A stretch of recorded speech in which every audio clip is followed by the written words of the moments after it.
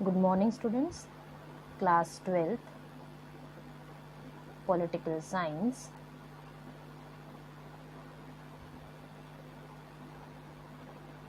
Chapter 3, New Centers of Power. This is the 8th video of this chapter, and in this video we will understand the features or the reasons for making India a new center of power in this contemporary world. We all know the location of India in the world map. Let's discuss the reasons that why we call India a new center of power or a challenge for the unipolarity dominance or the new center of power against the United States of America. First point, the 21st century is being seen as an important emerging global power. बेटा जब भी हम लोग 21st century की बात करते हैं या फिर जब हम लोग इंडिया की बात करते हैं तो हम लोग ये देखते हैं कि एट प्रेजेंट या 21st century के अंदर हमारे पास इंडिया इंटरनेशनल लेवल पर या ग्लोबल लेवल पर अपनी एक इम्पॉर्टेंट इमेज और अपनी एक इम्पॉर्टेंट प्लेस अचीव कर चुका है.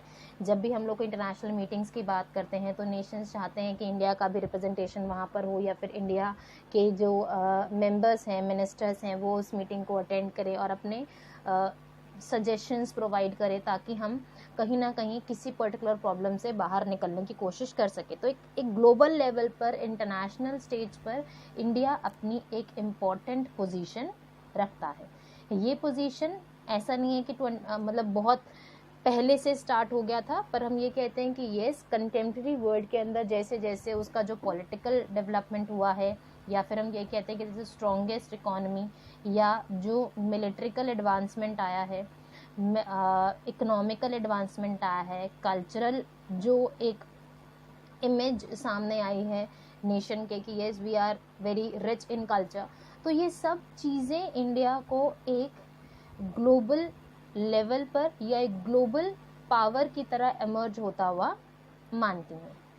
नेक्स्ट बेटा जब हम लोग बात करते हैं इंडिया की तो हमारे पास the world is experiencing the power and the rise of India in the multi-dimensional way. Multi dimensional way का मतलब यहाँ पर किस चीज़ से है कि आप इंडिया को सिर्फ एक ही एस्पेक्ट में या फिर ये नहीं कह सकते कि पूरी दुनिया में भैया सबसे ज़्यादा स्ट्रॉन्ग मिलिट्री है या सबसे ज़्यादा स्ट्रॉन्ग अगर पॉलिटिकल स्ट्रक्चर है तो इंडिया का है. तो सिर्फ एक एस्पेक्ट नहीं है, हमारे पास है ना बहुत सारे एस्पेक्ट्स हैं. हम लोग ये कहते हैं कि we are strong in political aspect, we are strong in militarical aspect, we are strong in economical aspect, we are strong in cultural aspect and there are many aspects जिसमें हम अपने आप को मेजॉरिटी में सभी एस्पेक्ट में या तो हम लोग बहुत ज़्यादा स्ट्रॉन्ग हो चुके हैं या फिर हम धीरे धीरे करके अपने आप को स्ट्रॉन्ग करने की कोशिश कर रहे हैं. तो यानी कि जो वे है एक ग्लोबल पावर बनने का, वो जो वे या वो जो पाथ हमें स्टार्ट करना था वो पाथ हम लोग स्टार्ट कर चुके हैं. Next, the world is experiencing the power and the rise of India in the multi dimensional way. The economic, cultural, strategic position of the country with the population of 130 crore very strong, यानी कि हमारे second largest position जो है China के बाद, वो भी एक एज अ ह्यूमन रिसोर्स हम लोग उसे देखते हैं. यानी कि हमारे पास पॉपुलेशन तो है, लार्ज पॉपुलेशन है which is very depending on or like limited sector के ऊपर डिपेंड तो करती है, बट स्टिल हमारा जो ह्यूमन पॉपुलेशन है, ह्यूमन जो एज अ रिसोर्स है वो यूजफुल है एज अ लेबर. आप अलग अलग तरह से ह्यूमंस को डिपेंडेंट की तरह ना देखकर एज अ लेबर की तरह या फिर एज अ रिसोर्स की तरह हम उसे देखते हैं. नेक्स्ट हम लोग थर्ड पॉइंट की जब बात करते हैं ना बेटा, तो थर्ड पॉइंट में हमें वो प्रूफ्स मिलते हैं या फिर वो रीजंस पता चलते हैं जिससे हमें ये कह सकते हैं कि इंडिया इकोनॉमिकल पर्सपेक्टिव से स्ट्रॉन्ग है, इंडिया कल्चरल पर्सपेक्टिव से स्ट्रॉन्ग है और इंडिया का जो कल्चर है वो बहुत ज़्यादा वाइड स्प्रेड हो रहा है, क्योंकि इंडियन जो डेसिपोरा है, यानी कि जो यहाँ के लोग हैं, अलग अलग लेवल पर स्प्रेड हो रहे हैं, लोग दूसरे देशों में जाके रहते हैं, काम करते हैं। तो हमारा इकोनॉमी, हमारा जो एंशिएंट कल्चर है, इट्स स्प्रेडिंग। ठीक है, अब एक बार ज़रा डिटेल में देखते हैं थर्ड पॉइंट का। वो हमें ये कहता है, from an economic perspective targeting the goal of $5 trillion economy, यानी कि हमारी इकोनॉमी स्ट्रॉन्गेस्ट इकोनॉमीज़ में काउंट होती है।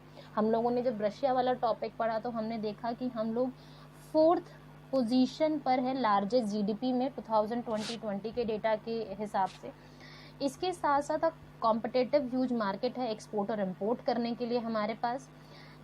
एंशिएंट इंक्लूसिव कल्चर है। इंक्लूसिव का मतलब क्या होता है कि आप दूसरे कल्चर्स को भी इंक्लूड करते हो हमारे कल्चर को वाइड स्प्रेड करने के लिए, या फिर एक ऐसा कल्चर है जो कि थोड़ा सा फ्लेक्सिबल है और लोग ज़्यादा से ज़्यादा लोग इसे फॉलो करते हैं। ठीक है, या फिर हम एक लंबे समय से इसे फॉलो करते आ रहे हैं। इंडियन डेसिपोरा का मतलब बेसिकली होता है कि हमारे यहाँ के लोग जो कि दूसरे देशों में जा रहे हैं, तो हमारा डेसिपोरा जो है वो स्प्रेड हो रहा है अक्रॉस द ग्लोब। ऐसा नहीं कि किसी एक या दो नेशन में जाके इंडियंस रहते हैं, दुनिया के अलग अलग देशों में जाके लोग रहते हैं, काम करते हैं, पढ़ते हैं।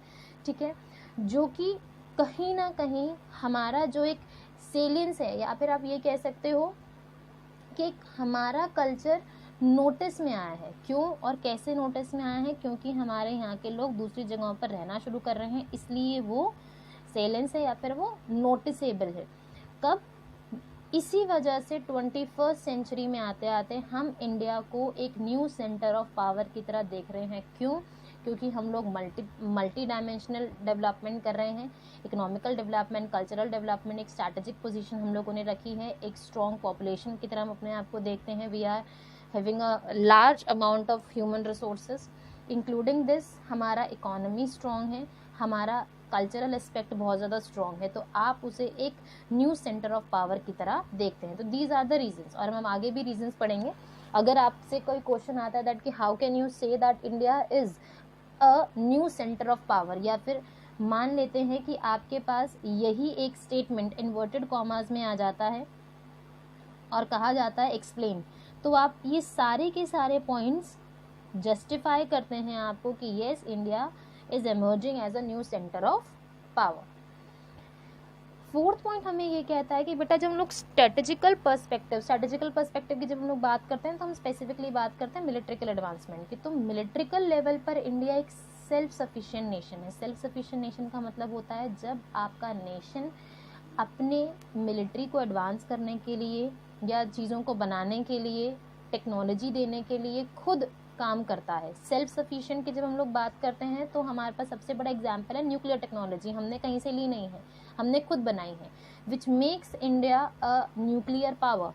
ठीक है, हमारे पास भी न्यूक्लियर वेपन्स हैं और हम लोग उसे एज अ वेपन यूज़ ना करके हम उसे किस तरह से यूज़ करते हैं, हम उसे एक रिसोर्स की तरह यूज़ करते हैं, एज अ एनर्जी रिसोर्स। ठीक है, तो we are good in militrical perspective. या फिर हम लोग ये कहते हैं कि अगर हम मिलिट्रिकल डेवलपमेंट की जब आप बात करते हो, या फिर जब आप वर्ल्ड मिलिट्री रैंकिंग की बात जब की जाती है, तो इंडिया उसमें 5th नंबर पर अपनी पोजीशन रखता है।